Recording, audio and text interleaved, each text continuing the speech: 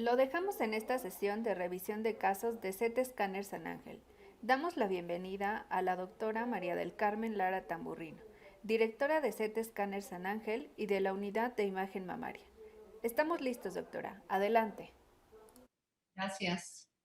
Buenas noches. Me da mucho gusto darles la bienvenida en esta sesión virtual de revisión de casos de la Unidad de Imagen Mamaria. Y es un gusto presentarles a la doctora Ana Lilia Ramírez Castellanos. Ella es egresada del Hospital de Pemex como radióloga y posteriormente obtuvo la calificación agregada en mama en el Hospital General de México de Salubridad. Trabaja en el Centro Médico Nacional, en la unidad de oncología y en nuestra institución en el área, obviamente, de mama, en Scanner San Ángel. Bienvenida, Ana. Gracias por participar en esta presentación de caso. Muchas gracias, doctora. Buenas noches a todos.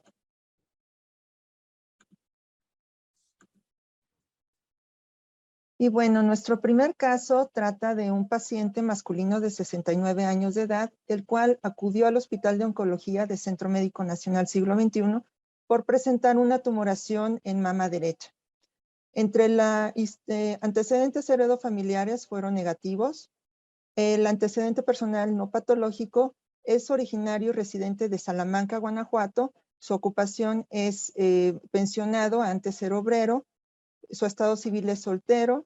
Este paciente tiene hipertensión arterial de 34 años de evolución, tratado con amilodipino, losartán, hidrocloroticida. Su padecimiento actual inicia hace 8 años, posterior a un accidente automovilístico en el cual tuvo una contusión en el tórax anterior derecho. Posterior a esto se tuvo una complicación con abscesos, los cuales fueron drenados, y después este paciente empezó a tener una tumoración que aumentaba de tamaño y estaba indurada.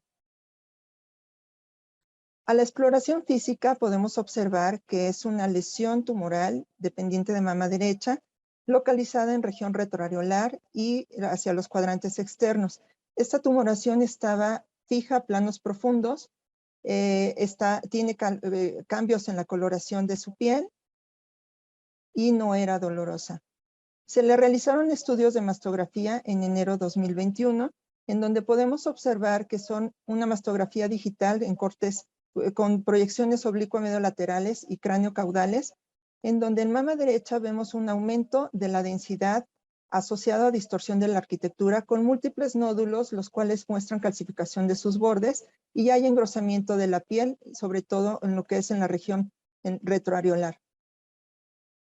Al ultrasonido vemos que hay edema de la piel, hay engrosamiento cutáneo, hay aumento de la ecogenicidad, que esto nos traduce edema. Asimismo, hay múltiples imágenes hipoecoicas, que son de bordes irregulares, las cuales atenúan el sonido. Asimismo, también podemos observar que en ambas mamas se veían nódulos ovalados circunscritos con ecos internos en relación a quistes complicados. Y asimismo, hacia el cuadrante superior externo derecho, vemos que hay el signo de tormenta de nieve, o sea, innumerables ecos adyacentes que ocasionan que no podamos ver adecuadamente el tejido glandular. Realizamos una resonancia magnética en donde vemos aquí en secuencias T1 la importante aumento de tamaño que tiene la mama derecha con una distorsión de la arquitectura. Hay engrosamiento, observen el importante engrosamiento cutáneo que llegaba a medir hasta 13 milímetros. Hay distorsión, asimismo, vean cómo hay retracción del músculo pectoral mayor derecho, y hay múltiples imágenes ovaladas, circunscritas, que estaban en secuencias potenciadas en T1 hipointensas, asimismo en T2 y en STIR, como lo estamos viendo. Asimismo, también tenemos que hay ganglios axilares con engrosamiento de la cortical a nivel 1 y conservan el hilio graso. Tras la aplicación del medio de contraste en este corte sagital y coronal, vemos que no hay realce de esta distorsión de la arquitectura. En este corte sagital podemos observar mucho mejor toda la distorsión cómo retrae la piel y el engrosamiento de la misma. Y en secuencias de MIP vemos que no hay un realce. Y otra cosa es que en mama izquierda se puede observar que hay datos de ginecomastia que también se veían en la mastografía, y hay un realce parenquimatoso de fondo que es marcado.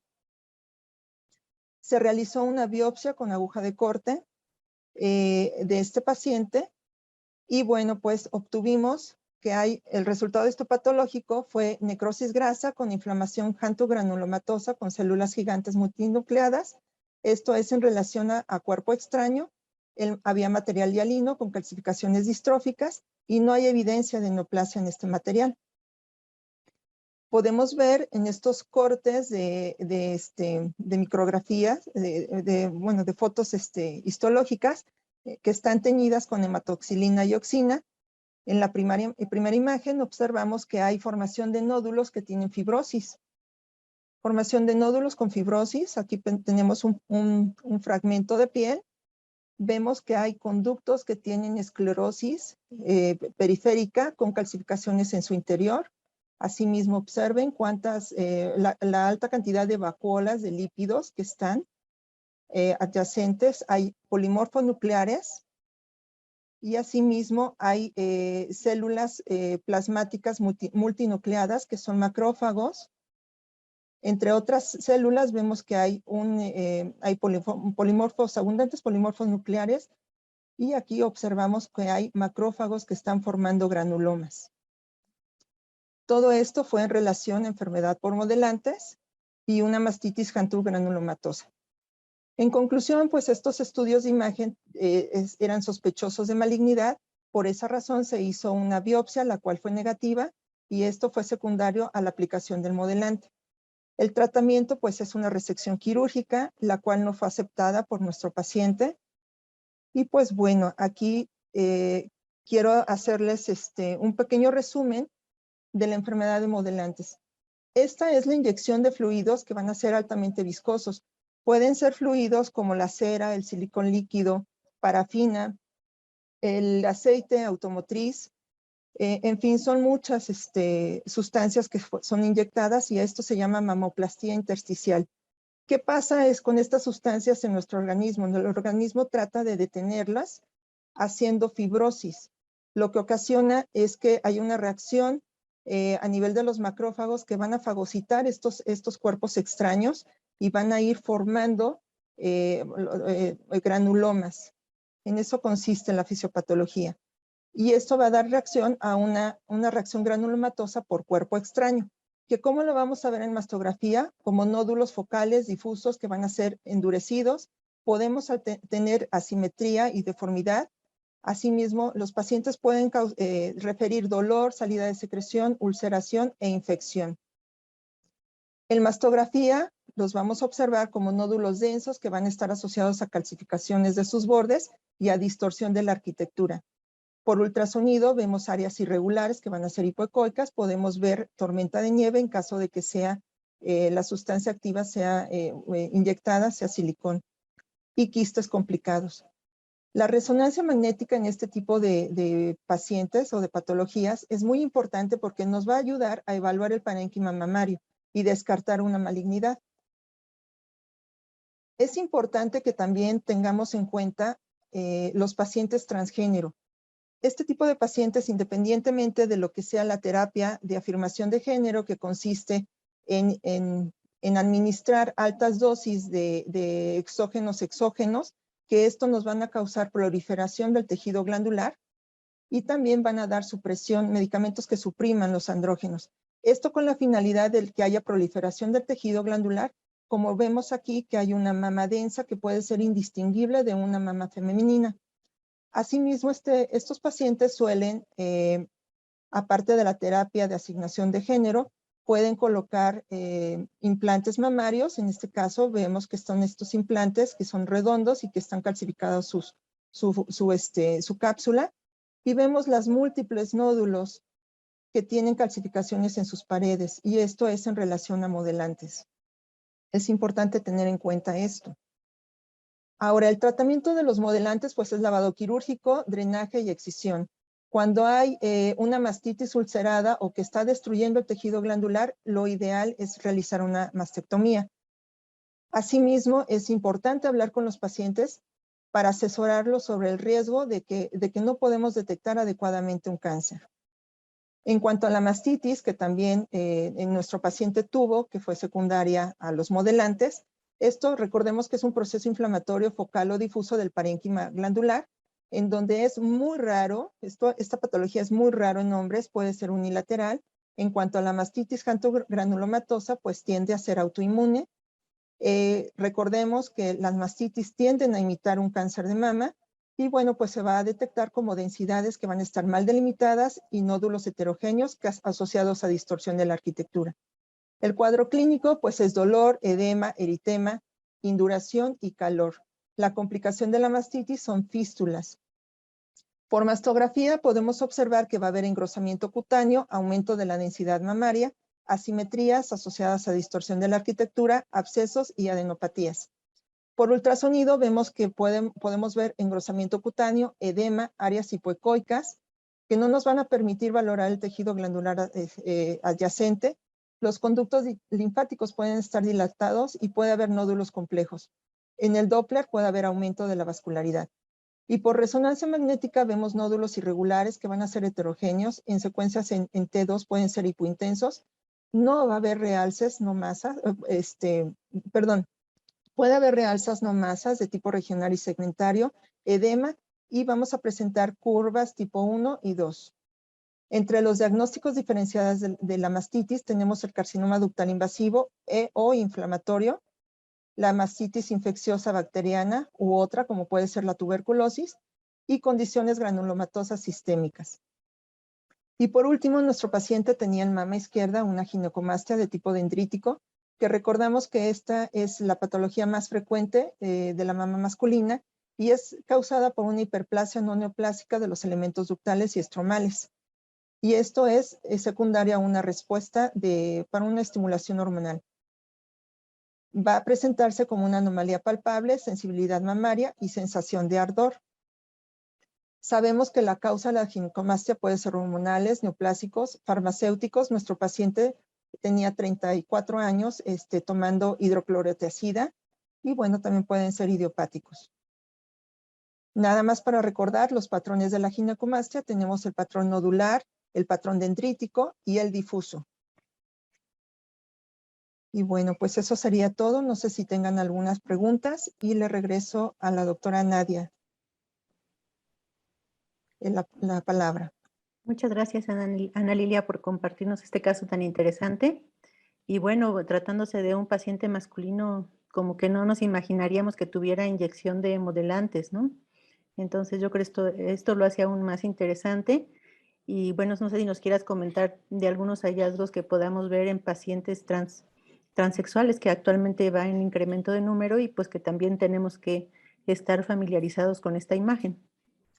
De hecho, tenemos que conocer esta formación, esta patología de pacientes transgénero, porque al momento de empezar la terapia de afirmación de género, en donde se están dando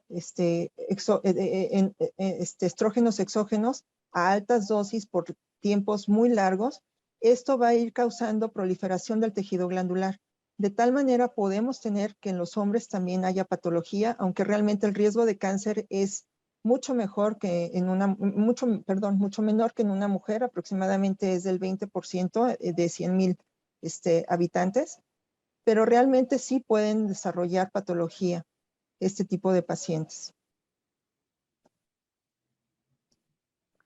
Muchas gracias. Vamos a dar unos minutitos a ver si alguien se anima a hacernos alguna pregunta o comentario. Doctora Lara, ¿le gustaría hacer algún comentario?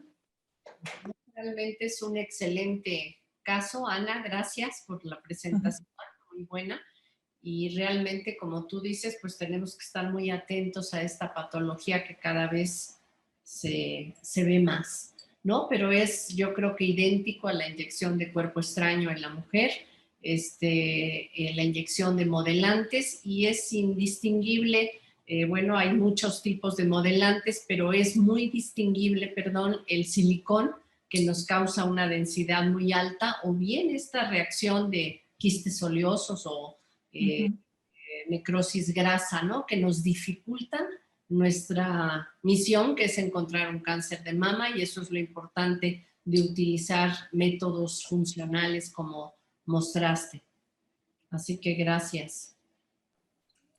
Muchas gracias, doctora. Pues ya hay algunas preguntas. Únicamente antes de empezar me gustaría agregar que, como ya lo hemos visto en otros casos, aunque se trate de un paciente varón, pues sí está indicada la mastografía, ¿no?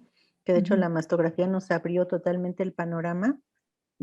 Clínicamente hubiéramos pensado que era un tumor. Bueno, yo personalmente no hubiera pensado que tuviera inyección de cuerpo extraño, y muchas veces tanto pacientes femeninas niegan esto, ¿no? Niegan este antecedente hasta que uno va intencionadamente otra vez a preguntar. Y bueno, vamos con la primera pregunta de la doctora Elizabeth Ramos. ¿Qué BIRATS se le daría a una mamografía con este tipo de imágenes? Con este tipo de imágenes, pues eran sospechosas de malignidad. De hecho, se le dio un BIRAS 4 a este paciente. Por eso se le realizó la biopsia de corte. Posteriormente a este paciente, cuando acudió, se le hizo un interrogatorio dirigido, porque realmente pues veíamos la aplicación de modelantes en el tejido glandular, y él aceptó, después de un interrogatorio largo, él aceptó la aplicación de modelantes en su juventud. Nadia, quisiera agregar que muchas veces nos solicitan ultrasonido solamente, y para ginecomastias muchas veces nos quedamos cortos solo con el ultrasonido, y siempre debe ser bilateral, ya que es algo sistémico, y muchas veces nosotros le proponemos, dialogamos con ustedes o con el paciente y nos aceptan, porque sí vamos un paso más al tener ambos estudios en el diagnóstico de la patología en el hombre. Gracias. Muchas gracias, doctora. A mí solo me gustaría agregar que muchas veces en pacientes femeninas, que es lo que vemos más frecuente, pues es difícil llegar a un diagnóstico solo con mastografía y ultrasonido, ¿no? Muchas veces, o la inmensa mayoría, tenemos que llegar a un estudio funcional como la resonancia magnética, y que fue también el caso de este paciente. El doctor Ignacio Márquez Suárez nos pregunta por qué solo fue inyección de modelante unilateral. Felicidades, doctora, y excelente presentación. De hecho, el paciente tenía inyección bilateral en mama de izquierda, eso no los mencioné, pero tenía calcificaciones hacia el cuadrante superior externo. Tenía calcificaciones redondas y anulares, y esto era indicativo también de modelantes. Asimismo, en la resonancia magnética era bilateral, los nódulos ovalados, circunscritos, que eran secuencias potenciadas en T1, T2 y en STIR, eran hipointensos.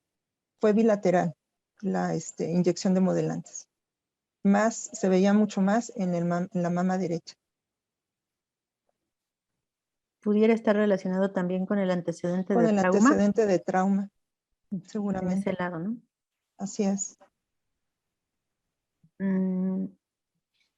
La doctora Margarita Ramírez nos pregunta, en el caso de ginecomastia, ¿es necesaria la escisión del tejido glandular? Pues realmente, a menos que haya, generalmente es por estética, pero realmente no es necesario. Dado que la ginecomastia puede haber en la etapa neonatal, en la adolescencia y en la edad adulta. Quisiera agregar también que hay que revisar, como este paciente que presentaste, la ingesta de medicamentos que nos pueden causar ginecomastia, los antihipertensivos, antidepresivos, obviamente la terapia hormonal que mostraste, pero sí también revisar toda la historia clínica es muy importante. En estos pacientes, a veces con el cambio medicamentoso cede la ginecomastia. Y bueno, lo que veía yo anteriormente es que los pacientes que sí quieren hacer un tratamiento, pues si es grasa, puede haber una liposucción, eso es lo que hacían los cirujanos plásticos, pero si hay tejido mamario y es un joven, por ejemplo, que le causa problemas hasta de relaciones humanas, pues entonces a veces terminan en una mastectomía. Entonces sí, ahí ayuda a diferenciar qué tanto tejido y qué tanta grasa hay. Muchas gracias, doctoras. El doctor Eduardo Samson nos pregunta qué esperaríamos ver en la resonancia. En la resonancia, respecto a qué, a modelantes o a mastitis. Vamos De a ver modelantes. Ujú. en modelantes áreas en la resonancia vamos a ver distorsión de la arquitectura. Podemos observar nódulos que pueden ser ovalados, que pueden tener, que son hipointensos en las secuencias. Y esto es secundario a la aplicación de modelantes. Esos nódulos pueden ser nódulos complejos, pueden necrosis, que se trate de, perdón, nódulos complicados que se traten de necrosis grasa. Y no van a haber realce, eso es lo importante, no haber realce. Quisiera comentar aquí, perdón Ana, que es líquido. Eduardo, Sí. gusto en saludarte, bienvenido. Es hipointenso en la secuencia T1, hiperintenso en T2, y que si hacemos, que debemos hacer la supresión de agua y de silicón, pues va a brillar. En el caso de esto, si fue silicón, obviamente en esta secuencia especial va a brillar este material. Así que sí es de gran utilidad, pero realmente nuestra función es ver que no hubiera un cáncer temprano o un cáncer agregado a todo este aumento difuso en la densidad que nos ocasiona en la mastografía. Sí, totalmente de acuerdo, doctora. Básicamente la resonancia es para descartar algún reforzamiento anormal, ¿no? Porque por masto y ultra va a ser muy complicado detectar algún nódulo sospechoso, pero la resonancia nos va a decir si hay un reforzamiento anormal, que es lo que estaríamos buscando. Muy bien, pues muchas preguntas. No sé si una última, del doctor Augusto Sangines. Nos dice en la historia, pero yo creo que quería decir como histología que nos presentó. No nos habla de los modelantes. ¿Cómo se descartaría una tuberculosis? Bueno, ahí tenemos que ver el cuadro clínico del paciente y hacer tinciones especiales para tuberculosis. Realmente por imagen nosotros no lo podemos decir. Depende mucho del cuadro clínico. Y generalmente son mastitis de repetición, pueden ser bilaterales. Obviamente la historia clínica nos va a orientar, pero sí vemos tuberculosis mamaria. Así que tenemos que estar atentos a esta patología también, indistinguible de un carcinoma inflamatorio, como también mostraste, Ana, indistinguible de otras mastitis bacterianas que afortunadamente son las más frecuentes y asociadas al puerperio o a lactancia, mujer joven, pero en general las otras pueden ser de larga evolución y de repetición, ¿no? Así es. El doctor José Alejandro López Bastida, nos hace una aportación y nos menciona que normalmente la ginecomastia en la adolescencia es unilateral, a diferencia de esta. Y en la adolescencia no se hace nada. Únicamente si persiste en la adultez, ya se decidiría la cirugía estética. Okay, muchas gracias, doctor. Y bueno, vamos con la última pregunta para pasar al siguiente caso. La doctora Karen Rojas Galeana pregunta, en el caso de que observáramos la inyección de modelantes de forma bilateral, como se mostró en el ejemplo, ¿se podría modificar el BIRAS? ¿O un cáncer inflamatorio puede presentarse bilateral, siendo que este es de los diagnósticos diferenciales? Bueno, es que el cáncer inflamatorio se va a presentar diferente, con el engrosamiento de la piel, y puede haber ahí un realce a nivel de la piel. Pero realmente los modelantes, pues vamos a ver con la distorsión importante y vamos a ver los nódulos complicados que en relación a necrosis grasa, y estos no van a tener un realce. Pues muchas gracias. Creo que hubo mucho material que cortar en este caso. Muy interesante. Gracias, Ana. Le cedo la palabra, doctora.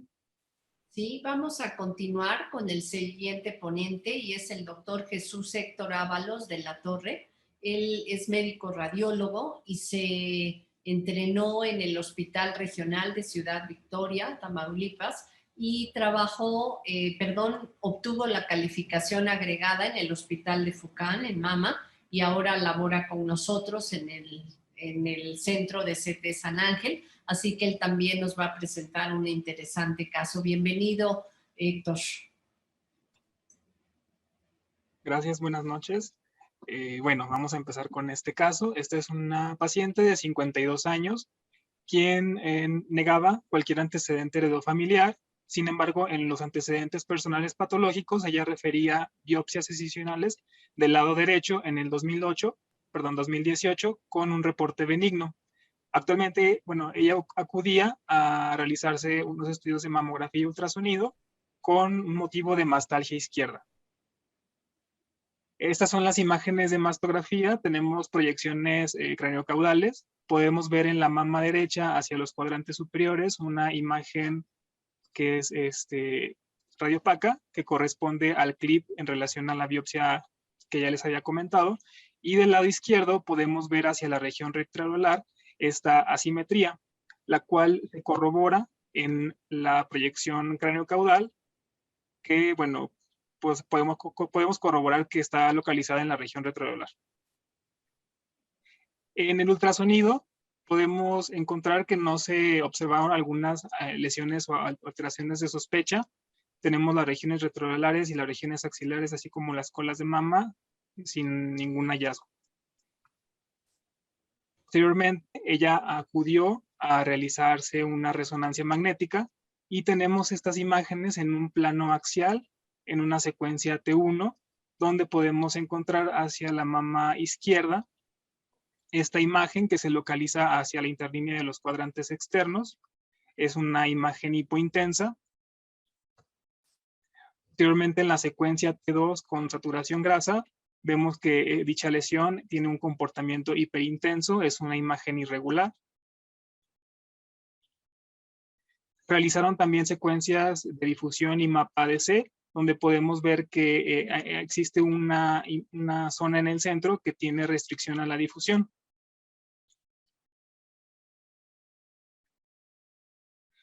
Posterior a la aplicación del gadolinio, podemos encontrar esta zona de reforzamiento no masa, que tiene una distribución regional y tiene una extensión lineal hacia el pezón.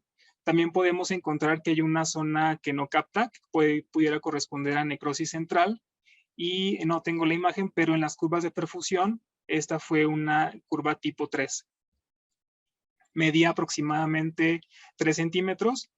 Y bueno, en las imágenes de sustracción digital, pues encontramos que había otras dos lesiones parecidas, lo cual se pensó que pudiera tratarse de un proceso multifoco. Se realizó biopsia de esta lesión que se catalogó en la resonancia como BRAF5 y los datos de patología arrojaron que se trataba de un proceso inflamatorio agudo y crónico. Ella acudió recientemente, el 28 de abril de este año, con un estudio de seguimiento y pues podemos ver que la lesión ya había desaparecido. Se trató con terapia para la proceso de mastitis. Y bueno, hice una revisión acerca de la mastitis. Recordemos que es un proceso inflamatorio que puede ser de origen infeccioso o no. Y también podemos encontrar datos de inflamación asociados a un cáncer de mama o a una neoplasia. ¿Cuáles serían los hallazgos clínicos o los datos clínicos que nos harían orientar a una mastitis? Pues el dolor mamario no cíclico, la presencia de un tumor, de secreción, eritema o induración.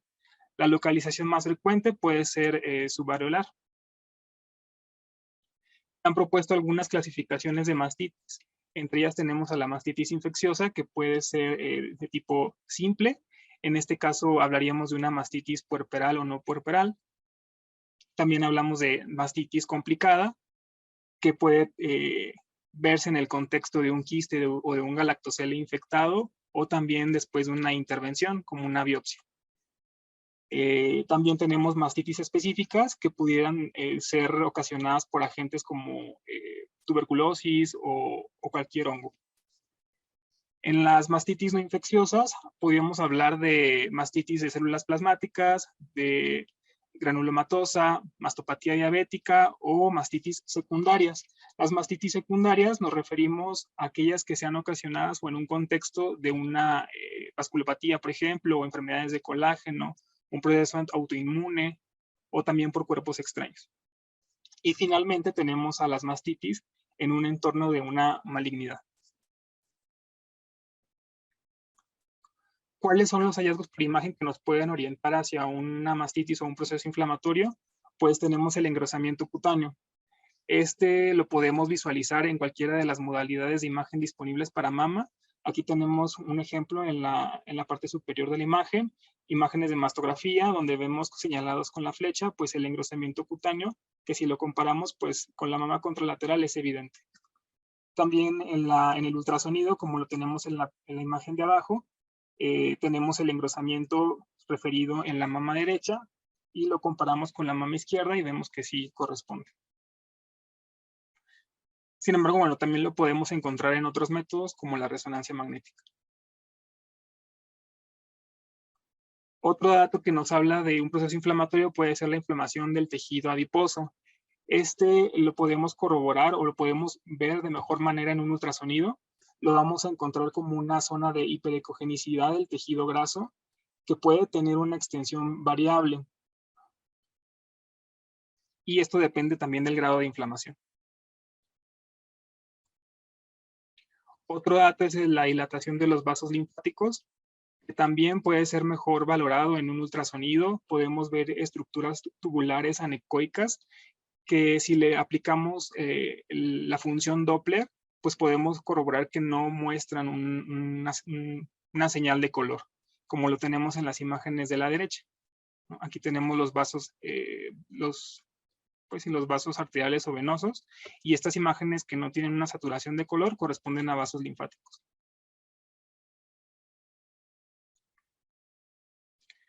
Por otro lado, la hiperemia mamaria, esta nos habla de una mayor vascularización del tejido mamario que se puede asociar a la inflamación. Esta se puede evidenciar también por una ecografía. Cuando aplicamos el sistema Doppler, podemos ver como en la imagen de abajo un mayor número de vasos o de estructuras arteriales o venosas, sobre todo en la parte más superior o más superficial de la mama. También la podemos evidenciar mediante resonancia magnética con secuencias de angiografía, donde, bueno, o reconstrucciones más bien, donde podemos ver, por ejemplo, en esta imagen del lado izquierdo, de la mama izquierda, perdón, la mayor prominencia de los vasos arteriales y venosos, sobre todo en la parte más superficial. Otro de los hallazgos que también es frecuente encontrar son las anomalías de los conductos. Los conductos los podemos ver muy bien en el ultrasonido. En este caso de la imagen del lado de la imagen del ultrasonido, podemos ver las estructuras tubulares anecoicas. En la imagen señalada como B, podemos ver señalado con la flecha este pequeño nódulo que se encuentra intraductal. Esta es una paciente que estaba en un contexto de mastitis. En la imagen de resonancia magnética que tenemos en un plano axial, podemos ver que es contrastada y vemos esta imagen tubular que se dirige hacia el pezón y que corresponde a un ducto. Podemos ver que hay un reforzamiento de las paredes del ducto, que eso es un dato que nos habla también de mastitis. También podemos encontrar colecciones. Estas pueden tener una ecotextura en el ultrasonido heterogénea, pueden verse hipoecoicas, pueden verse heterogéneas, pueden verse también con contenido anecoico.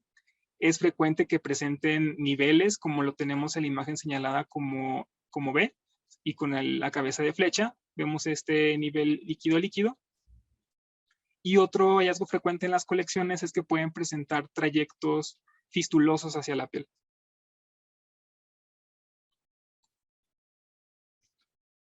Otro de los datos que podemos valorar son las adenopatías.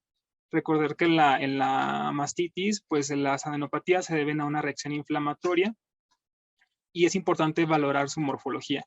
Recordemos que los ganglios que muestren un engrosamiento cortical regular y difuso, que tenga bordes lisos y que se pueda ver que se pueda ver el hilio graso, generalmente nos hablan de una condición benigna.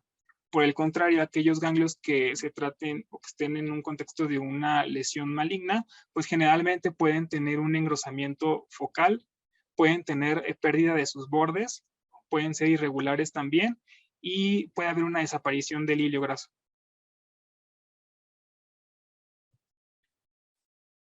En cuanto a las técnicas de imagen disponibles, pues es importante hacer un uso correcto de estas para poder garantizar un diagnóstico lo más preciso. y con esto también favorecerle un tratamiento óptimo a los pacientes. En cuanto al ultrasonido, esta se debe de realizar de manera sistemática, se debe de realizar de manera bilateral, hay que incluir las zonas axilares, las zonas de ganglios linfáticos. También debe de valorarse de manera intencionada el sitio afectado o la zona que la paciente refiere a alguna molestia. Y también nos sirve como método de planificación y guía ante algún procedimiento de muestreo o de biopsia.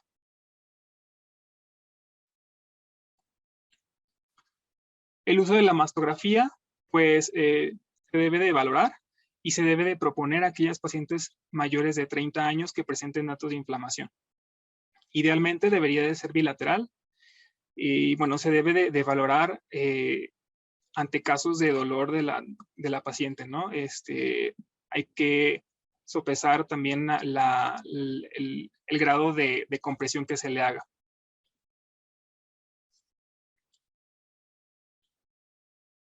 En cuanto a la resonancia magnética, esta se debe de realizar en circunstancias específicas, no en todos los casos. Es importante el empleo de medio de contraste. Esta es una técnica que nos ayuda a evaluar estructuras profundas y evaluar otras zonas de ganglios linfáticos que no son accesibles a los métodos tradicionales de imagen, como el ultrasonido o la mastografía. También es una técnica que nos ayuda a hacer una evaluación contralateral.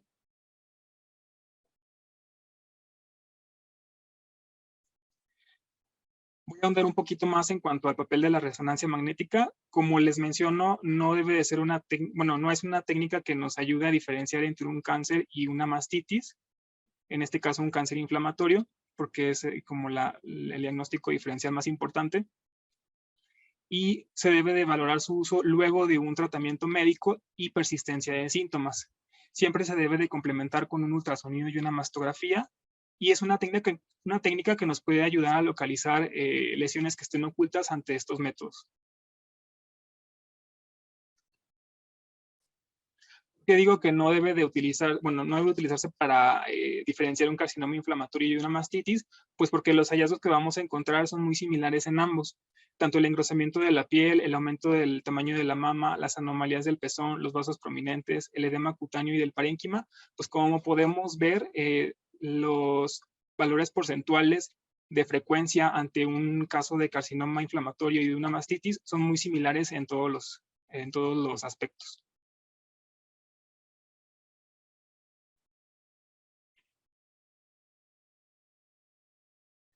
Bueno, también cuando encontramos alguna masa irregular, hipointensa en T2 con un real senomasa o adenopatías, pues estas se pueden encontrar en ambas condiciones. Algunos datos que nos podrían orientar es que ante un caso de carcinoma inflamatorio suele haber un realce temprano intenso. Sin embargo, hasta en un 55% de las mastitis también puede estar presente. Otro dato es que las lesiones superficiales hablan más a favor de una mastitis, pero esto no es en todos los casos. Como les mencioné, ¿cuáles son los diagnósticos diferenciales que tenemos que tomar en cuenta? Bueno, una mastitis nos habla de un proceso que tiene un inicio reciente y que hay una repentina inflamación. Los datos clínicos más orientados hacia esta condición es el eritema, el calor y el dolor, y generalmente tienen una respuesta a los tratamientos. Ante un cáncer inflamatorio, pues hay que pensarlo o sospecharlo tras la presencia de síntomas de inicio rápido, cuando las pacientes tengan una evolución menor de 6 meses, cuando haya cambios en la piel. Uno de los datos que aparte del eritema, calor y dolor se presentan en estos casos es el de la piel de naranja, que si recordemos, esto también es dado por los émbolos tumorales de los ganglios linfáticos, de los vasos linfáticos. El edema, en estos casos de carcinoma inflamatorio, suele cubrir más de un tercio de la mama y ya tenemos una evidencia histológica de cáncer invasivo.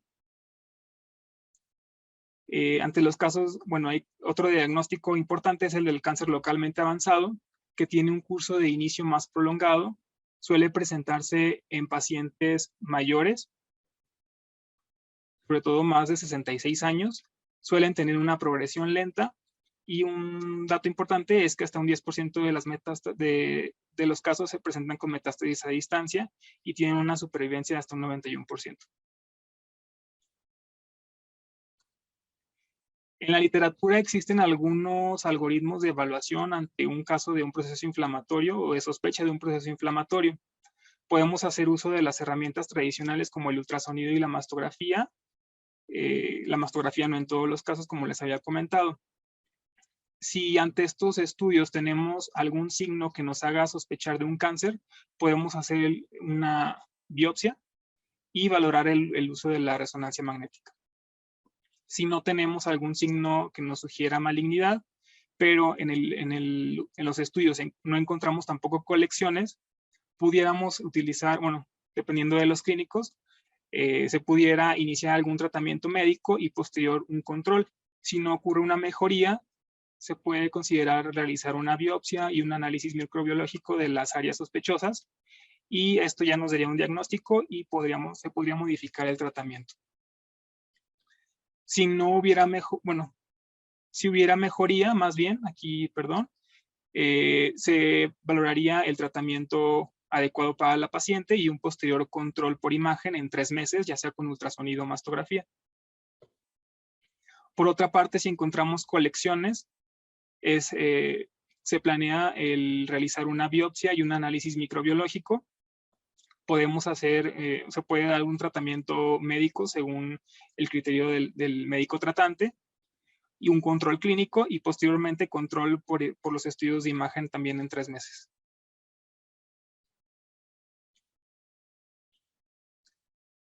Y bueno, ya casi para finalizar, quise hacer acotación sobre las mastitis y los BRAF5.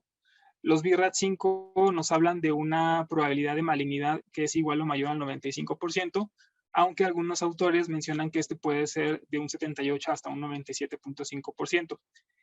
Existe una amplia variedad de entidades benignas que son simuladoras de cáncer, y es por eso que es importante conocerlas para poder brindar una atención óptima.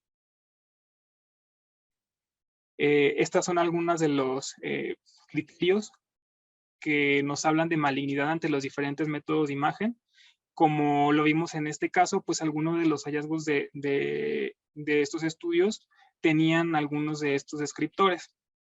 Y es por eso que, bueno, en el caso de la resonancia, este estudio se catalogó como un BRAF5 y por eso se llevó a la biopsia.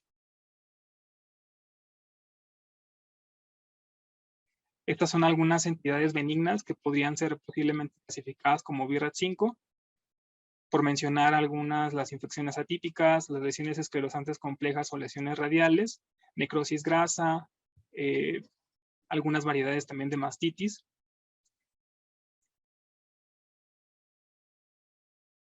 Y bueno, pues ya para concluir, recordar que las enfermedades inflamatorias de la mama consisten en una amplia gama de afecciones que van desde las causas infecciosas hasta las malignas.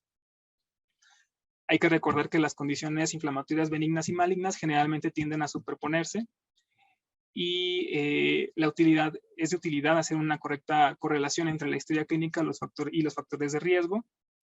Es importante ante un contexto de mastitis, pues buscar las complicaciones de la infección mamaria. Y ante aquellos casos en los cuales los tratamientos no respondan, pues es importante evaluar el empleo de biopsias para descartar un cáncer. Y eso sería todo. Les agradezco mucho y regresamos con la doctora Nadia. Muchas gracias, Héctor. Muy interesante el caso también. Y bueno, aquí ya tenemos varias preguntas. Antes de eso, no sé si quiere agregar algún comentario, doctora. No, adelante con las preguntas. Gracias, Nadia. La doctora Isabel Palacios le manda saludos, doctora, y también dice que si hemos visto aumento en la mastitis con el COVID o mastitis asociada a cáncer por COVID. El doctor Clemenceau nos aporta que ellos están viendo pacientes con mastitis ipsilateral a la vacuna de COVID y tratamiento con AINES es útil y resuelve al 100%. Nosotros a nivel privado no hemos visto nada en estos centros de CT Scanner hasta donde yo sé. No sé si las demás doctoras, Isabel Palacios o alguna otra de las doctoras nos pueda aportar, pero no habíamos visto por COVID.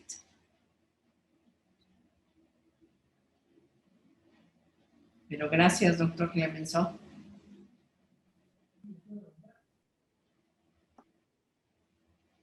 Nuestra siguiente pregunta es del doctor José Alejandro López. Si radiológica y clínicamente se sospechaba una mastitis, ¿por qué no solo se hizo una punción para drenaje, microbiología y tratamiento antibiótico? ¿Cuál fue el motivo de la biopsia? Pues ante el hallazgo de que no se observó ninguna lesión de sospecha en el ultrasonido, pero sí en la resonancia magnética, y en el estudio de mastografía solo se había encontrado una asimetría. Entonces también por eso se decidió por la biopsia. Yo creo que no sospechábamos que tuviera mastitis, porque hay mastitis subclínicas y esta paciente, hasta donde recuerdo, no tenía eritema, ni calor, rubor. Sí, es que, bueno, tú me corriges, ¿no? Sí, pero hasta no, donde no, recuerdo no tenía datos clínicos, ¿no? Solo era mastalgia. Exacto, solo era pero no había otro dato clínico más y se catalogó como asimetría, pero consecuentemente se indicó una resonancia magnética y fue que la resonancia magnética fue que saltó todos estos hallazgos, ¿no? Yo creo que nos queda claro que si la secuencia es solo si persisten los síntomas, proponer un estudio funcional, ¿no? Primero, obviamente, el tratamiento por ustedes como médicos tratantes y solo si persiste, sugerimos, ¿no?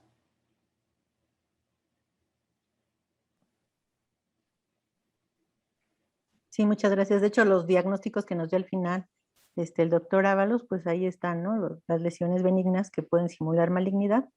Y bueno, pues en este caso fue uno de esos, ¿no? Realmente en mastitis la resonancia, pues, nos puede confundir y reforzar todo el tejido como si fuera algo sospechoso. Claro. La siguiente pregunta es del doctor Joel Bañuelos. Bueno, creo que ya lo comentamos ahorita. ¿Qué diagnóstico radiológico establecieron con mastografía y ultrasonido? Y la biopsia se realizó después de la resonancia y qué tratamiento se le dio. Bueno, tras los estudios de mastografía y ultrasonido, solo se concluyó como una asimetría. Después de la resonancia, ya se mencionó como una lesión de sospecha, probablemente multifoco por la presencia de las lesiones adyacentes, y se catalogó con un BRAF 5. El tratamiento no tengo el dato, pero se le dio tratamiento específico para mastitis. Sí, de hecho la paciente tiene poco que regresó a su control y pues vemos que toda esa área fue una biopsia percutánea, o sea, ni siquiera fue drenaje quirúrgico y pues sí tenía por imagen una mejoría, ¿no? Notable. Y bueno, el doctor Clemenceau también nos aporta que hay una mastitis sin participación cutánea, a diferencia del carcinoma inflamatorio que requiere la inclusión de piel que demuestre la infiltración de células malignas. Y Telma López también nos aporta de la mastitis asociada a COVID, que lo han referido algunos médicos durante la pandemia y vieron un incremento en sus pacientes de los cuadros clínicos, pero no realmente relacionado con la vacuna COVID. Como que durante la etapa de confinamiento creo que sí se oyó que había un incremento en mastitis, pero nosotros no, creo que no lo notamos mucho. Los siguientes ponentes y los siguientes casos van a tener cosas en común y me da mucho gusto presentar al primero, y es el doctor José Eduardo Velázquez Marín. Él es médico radiólogo y se hizo en el hospital de Isemín la especialidad, y posteriormente está haciendo el diplomado en la unidad de imagen mamaria en la que elaboramos todos nosotros para obtener su calificación agregada. Así que me da mucho gusto presentarte, Eduardo, y bienvenido. Gracias, doctora. Bien, muchas gracias. El siguiente caso es una paciente femenina con las iniciales RAR, 59 años. Al momento que acude con nosotros se encuentra asintomática, como antecedentes de importancia familiares. Tiene madre con antecedente de cáncer de mama a los 42 años y personal patológico de adenocarcinoma de endometrio tratado con histerectomía en el 2016. En su control, viene a este centro, se le realiza estudios de medicina nuclear. En la imagen que tenemos a continuación es la imagen de PET, donde vemos una biodistribución del radiofármaco, un radiotrazador, hacia encéfalo y corazón y algunas otras áreas como vejiga, pero llama la atención a nivel abdominal esta área con aumento del metabolismo, que en la imagen de fusión vemos que corresponde a un ganglio paraórtico izquierdo. ¿Okay? Y bueno, en planos axiales vemos que se corrobora el ganglio a nivel paraórtico izquierdo con aumento del metabolismo y un submax de 4.7, ya sospechoso de actividad de metástasis. Pero también llama la atención a nivel de mama izquierda, en cuadrante superior externo, esta imagen nodular irregular con un submax de 1.2, que si bien no es ampliamente sospechoso de malignidad, ya nos genera la duda, ¿no? Entonces, se le realiza un estudio de mastografía con proyecciones craniocaudales habituales, donde vemos, no, tal vez no una franca lesión en cuadrante externo de mama izquierda. Vemos calcificaciones aisladas benignas, bilaterales, un patrón fibroglandular. Tal vez empezamos a sospechar de este lado alguna probable lesión. Se realizan las medio lateral oblicuas. Vemos un área sutil de distorsión de la arquitectura a nivel superior. Se le realiza una proyección lateral, donde podríamos pensar que es esta área radiopaca o esta distorsión de la arquitectura sutil, por lo que se realiza el ultrasonido complementario. En el ultrasonido complementario vemos que se trata de un nódulo marcadamente hipoecoico, de márgenes irregulares y algunos ángulos, los márgenes circunscritos, perdón, algunos márgenes angulados, y se le pone una marca y se le realiza un cono. Y vemos que corresponde al área donde empezamos a sospechar de una distorsión de la arquitectura. A esta paciente se le realiza una biopsia con aguja de corte, debido a que la dejamos catalogada como un BRAF 4. El resultado de patología inmunohistoquímica fue un carcinoma lobular infiltrante, con receptores de estrógenos del 90%, receptores de progesterona negativos y ERF2 negativos, un KI 67 de 3%. En abril del 2018, la paciente se realiza mastectomía con preservación del complejo areola pezón izquierda, así como quimioterapia y radioterapia. Se le colocó un expansor izquierdo. Y bien, estamos ante el escenario de un cáncer primario múltiple. Uno de los primeros descriptores fue Billroth en 1869. Él fue uno de los primeros en describir las lesiones a distancia en órganos diferentes. En mama hubo un doctor, Carl Thiersch, que fue uno de los primeros en describirlo. Y la definición cabe que son 2 o más neoplasias que se presentan en un mismo paciente con diferente estirpe. Son diferentes de una recidiva, diferentes de una metástasis y pueden ser sincrónicas o metocrónicas, ¿no? Antes de los 6 meses o después de los 6 meses. El cáncer de mama, como ya sabemos, es la neoplasia maligna más frecuente. El 80% de las pacientes o de nuestras pacientes no tienen un factor de riesgo conocido. El 10% presenta factores de riesgo genéticos y existe un riesgo individual y poblacional que podríamos dividirlo en moderado, alto, en aquellas pacientes que tienen familiares de primer grado, como en el caso de nuestra paciente, lesiones de alto grado o cánceres previos, y en las pacientes que tienen mutación del gen BRCA1 y BRCA2, ya las tenemos que catalogar como un riesgo muy alto. Entonces, a estas pacientes podemos encontrar pares de cánceres, por así decirlo, donde el primario es mama y el segundo primario es cuerpo uterino y viceversa. El cuerpo uterino puede ser el primario y mama el segundo primario, o bien mama y ovario, que vemos en pacientes que tienen mutación del gen BRCA1. Esta es la combinación más frecuente. Cuando el cáncer de mama primario cuando el cáncer primario es mama, el segundo primario generalmente es la mama contralateral, tiroides, endometrio, cervix, recto y esófago. El intervalo más frecuente entre el primer cáncer y el segundo primario es de alrededor de 5 años. Y bien, hay factores que aumentan el riesgo en estas pacientes. La radioterapia postoperatoria del primario de otro órgano, tamoxifeno, premenopausia, jóvenes, receptores hormonales negativos, obesidad, fumadoras, hipertensión. En el caso de la mama, las mujeres con una densidad alta, y vemos que la mutación del gen BRCA1 y el 2 aumentan el riesgo de desarrollar cáncer de mama contralateral de hasta 4.5 veces. Y bien, entonces en estas pacientes como la anteriormente presentada, debemos de realizar un tamizaje tal vez dirigido o enfocado a sus factores de riesgo. En este paciente, por ejemplo, tenemos el antecedente de madre con cáncer de mama, entonces debemos realizar un examen clínico que es primordial, no debemos de olvidarnos de la clínica, a partir de los 25 años de manera semestral, mastografías anuales, 10 años antes de la aparición del cáncer del familiar de primer grado, un ultrasonido, que si bien es complementario, siempre nos ayuda a caracterizar las imágenes, y tal vez en las pacientes con riesgo alto, la resonancia quedaría como en incógnita, ¿no? Si conviene o no hacer la resonancia magnética. Y se preguntarán por qué a partir de los 25 años, bien, hay estudios que nos mencionan que no existe un cambio en la morbilidad o la mortalidad en las pacientes si se inicia un tamizaje antes de los 25 años. Entonces no tiene caso realizar el tamizaje antes de esta etapa.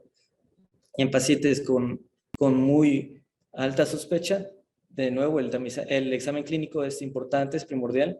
La mastografía anual se debe hacer desde 25 años antes del primer familiar o 8 años después de haber finalizado una radioterapia con tórax. Y en este caso, ahí la resonancia llega a ser semestral, es de utilidad semestral. En nuestro caso, queremos mencionar que hubiese sido de suma importancia que si la paciente ya tenía una dosis de un radiotrazador, pudimos haberla pasado o se le pudo haber indicado la realización de una mastografía de prevención de positrones, que como sabemos evalúa la actividad metabólica de lesiones malignas, nos presenta una resolución espacial muy buena de hasta 2 milímetros. Utiliza rayos gamma y utiliza detectores cercanos a la mama. Entonces esto nos ayuda a ver si existe la posibilidad de multifocalidad o multicentricidad y podemos hacer un mejor diagnóstico. Y la paciente se siente cómoda porque se siente identificada con las proyecciones de mastografía convencional, que es lo que se usa. En el caso de lesiones de mama, tiene una alta sensibilidad de hasta el 94% y una especificidad del 89%. El PET-CT como tal, para lesiones de mama, solo tiene una sensibilidad del 68% y especificidad igual. Entonces, hubiese sido de mucha utilidad en esta paciente, ya que teníamos el radiotrazador administrado, realizarle un estudio funcional de la mama. Y bueno, gracias. Espero les haya servido de algo. Esos son mis datos. Les doy la palabra a la doctora Nadia Millán. Muchas gracias. Vamos a continuar con el caso del doctor Antonio Cueva. Doctora, si gusta. Bueno, ya es el último caso y también me da mucho gusto presentar al doctor Antonio José Cueva Guerrero. Él también es médico radiólogo, se formó en el grupo CT Scanner y está cursando este año para obtener la calificación agregada en mama. Así que muchas gracias, Antonio, por la presentación de tu caso. Adelante. Muy buenas noches, doctora. Primero que nada, pues agradeciendo la asistencia de los participantes. En este momento voy a compartir la presentación. Perfecto. Entonces, empezamos con una paciente de 59 años que acude a CT Scanner en el 2019 por un seguimiento. Esta paciente carece de antecedentes patológicos familiares, terapia de reemplazo hormonal y tiene antecedente personal de un cáncer de mama izquierdo en el 99, que ya tiene más de 10 años aproximadamente, y con un diagnóstico de un carcinoma lobulillar infiltrante de tipo alveolar, que se le realizó un manejo con cirugía conservadora y radioterapia. Ahora, por el tiempo de evolución de esta paciente, pues se considera como primera posibilidad diagnóstica un segundo primario, ¿no es cierto? Bueno, en este caso tenemos las proyecciones habituales y vemos los cambios por cirugía conservadora y radioterapia en la mama izquierda, con pérdida de volumen y discreto engrosamiento de la piel. Vemos asimismo en esta siguiente imagen el cono de magnificación, donde no nos está mostrando hallazgos sugestivos de una recidiva. Sin embargo, hay algo que vale la pena recalcar, y es que en este cuadrante superior y externo del lado derecho se identifica un nódulo irregular con espiculaciones y a nivel axilar se observaron al menos unos 3 ganglios con incremento en la densidad. Al ultrasonido, pues corroboramos este hallazgo mastográfico con un nódulo hipoecoico irregular espiculado, de bordes mal definidos, avascular al modo Doppler color y que condiciona sombra sónica, el cual es un marcador bastante favorable al diagnóstico de malignidad. Se coloca una marca y se realiza un cono de magnificación observando calcificaciones puntiformes asociadas de muy baja densidad en su interior. Asimismo, se realiza la exploración de la región axilar, donde se identifica un ganglio con engrosamiento cortical focal de unos 4 milímetros aproximadamente, y a la búsqueda intencionada de las regiones supra e infraclaviculares no encontramos adenopatías en el lado derecho. Tenemos unas imágenes de PET-CT donde se aprecia incremento en el metabolismo en el nódulo mamario y también en los ganglios de la región axilar en estas siguientes imágenes. Estas imágenes de reconstrucción del PET en coronaria y sagital manifiestan zonas con incremento en el metabolismo, algunas de ellas fisiológicas, tales como el cerebro, el miocardio, los cálices renales y de forma excretoria en la vejiga. Sin embargo, existe una zona focal de incremento en el metabolismo de forma significativa en la región apical del pulmón izquierdo. Aquí que tenemos unas reconstrucciones tridimensionales en imágenes con fusión de PET-CT, donde pues corroboramos este hallazgo, ¿no es cierto? En la tomografía, pues, ¿qué es lo que observamos? Una masa de bordes lobulados y bien definidos en el segmento ápico posterior con realce periférico y una zona de necrosis central. Asimismo, en esta reconstrucción en coronal podemos ver que infiltra la pleura parietal y también a los músculos intercostales. Posteriormente se nos dio a conocer que dio para un diagnóstico de un adenocarcinoma pulmonar. Asimismo, por nuestra parte, realizamos una biopsia de corte con aguja gruesa, que en el reporte de histopatología corresponde con un carcinoma lobulillar infiltrante, patrón clásico, grado 2, con receptores de estrógeno y progesterona positivos. El CRB2 se encuentra negativos, con un Ki67 hasta el 3% y con un diagnóstico, pues, de una lesión luminal A. Asimismo, realizamos una biopsia aspiración con aguja fina del ganglio, que concluye la presencia de depósitos secundarios y una apariencia de este ganglio, pues obviamente retomando un poquito la imagen ecográfica de un BEDI tipo 5 con engrosamiento focal de 4 milímetros. Ahora, cuando hablamos de cáncer mamario y pulmonar que se encuentran de manera simultánea, podemos decir que este es un hallazgo raro que sucede en aproximadamente el 0.5 de los casos, de los cuales en el caso del pulmón, 55% de ellos es un cáncer primario, 37% son metástasis y es benigno únicamente en el 8% de los casos. Asimismo, estudios han demostrado que existe una correlación directa entre la mutación del gen EGFR con la expresión de receptores hormonales tanto de estrógeno como de progesterona. Ahora, retomando el manejo que nos había mencionado ya el doctor Velázquez en la presentación previa, es importante el que nosotros recalquemos cómo se debe abordar en el caso de que vayamos a hacer un seguimiento con resonancia magnética. Ahora, es en esos casos que surge la importancia de este protocolo abreviado de la resonancia. Antes hay que tener claro cómo es el principio de detección en esta modalidad. Tomemos en cuenta que varias lesiones malignas, debido a su alto metabolismo, tienen una característica particular de realzar y eliminar tempranamente el medio de contraste en comparación con el tejido mamario circundante. Y es esto lo que estamos viendo en las primeras imágenes. Vemos inicialmente una lesión maligna que está realzando por encima del parénquima normal.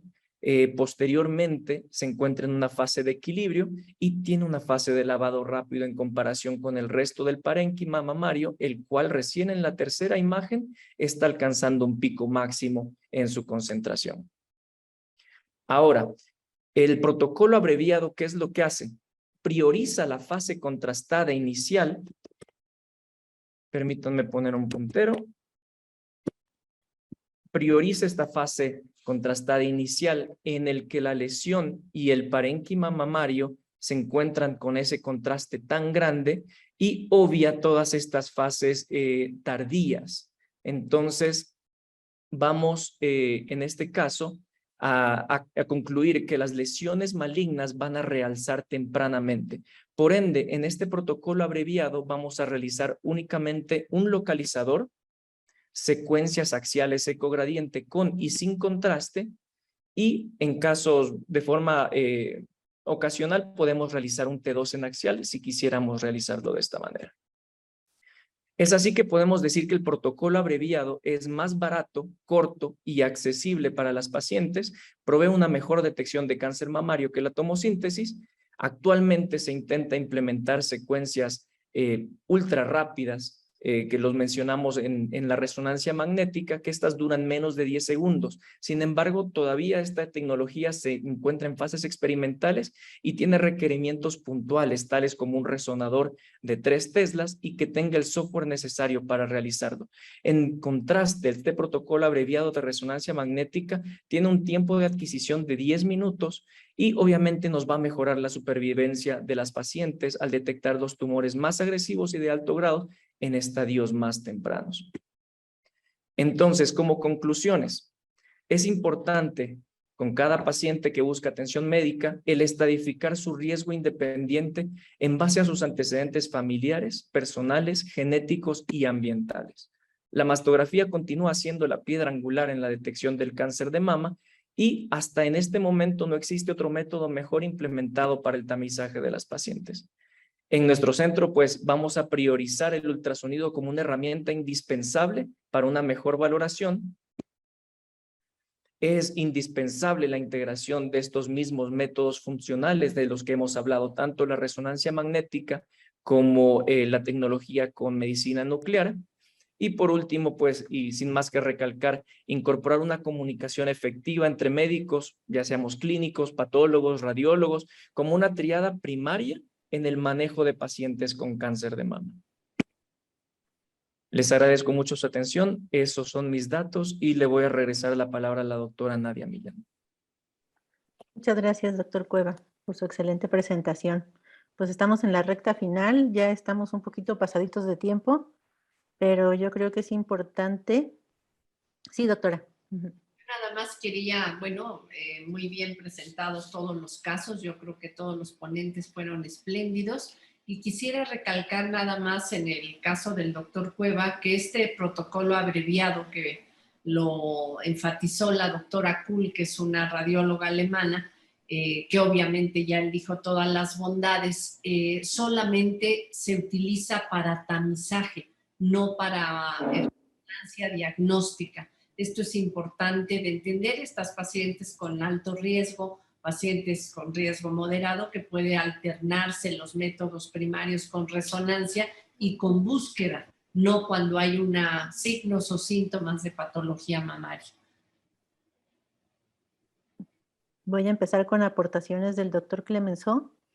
Y él nos dice que el BRCA2 se asocia conductal y lobular, generalmente debido o están relacionados con el gen CDH1 que codifica para E-cadherina. Y también nos afirma que la resonancia magnética es el método de elección en pacientes jóvenes portadoras de mutaciones BRCA1 y 2. El doctor Villalobos, en general los tumores lobulillares se asocian a lesiones contralaterales en un 20 a 30% y son de captación baja. Y agregaría muy difíciles de diagnosticar, doctor, son nuestro terror. Gracias, doctor Villalobos. Y nuevamente el doctor Clemenceau, el ultrasonido convencional no ha demostrado alta sensibilidad para tamizaje. La doctora Elizabeth Cuiza Ramos nos pregunta ¿a qué tipo de pacientes podría realizar directamente resonancia magnética abreviada, ya que indica supera la tomosíntesis?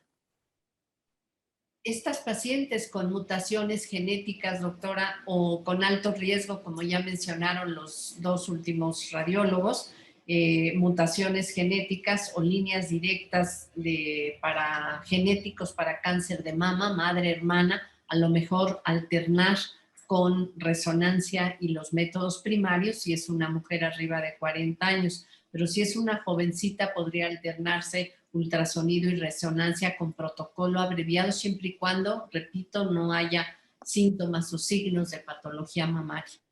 El doctor Velázquez está al...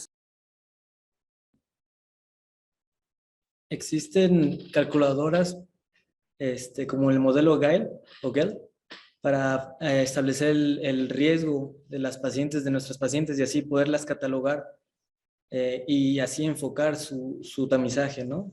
Hay otras como Klaus o BRCA Pro, si mal no recuerdo, que nos ayudan precisamente a catalogarlas como alto riesgo o riesgo moderado o alto. Entonces ya nos daría una mejor idea, sobre todo en aquellas pacientes sospechosas o que tienen la mutación del BRCA1, de ellas en algún momento van a presentar cáncer, pero esas calculadoras son de mucha ayuda para estratificar el riesgo. Muchas gracias. Vamos con los últimos comentarios. El doctor Joel Bañuelos nos dice: la resonancia magnética es menos sensible y específica en lobulillar que en ductal, pero tomando en cuenta que el lobulillar es más bajo el porcentaje de presentación. Pues creo que son todos los comentarios, doctora. No sé si gusta agregar algo más. Los comentarios, preguntas, gracias. Esto nos enriquece enormemente y felicito a todos los ponentes porque son espléndidos presentando sus casos, y yo creo que son casos del día a día que nos dejan gran enseñanza. Así que les recuerdo que seguimos en las sesiones mensuales virtuales, y las siguientes para el día 28 de junio, y le toca al Centro de CT Scanner de México para presentación de sus casos, así que los invito a que sigan enriqueciéndonos con todos sus comentarios y preguntas. Gracias. Buenas noches.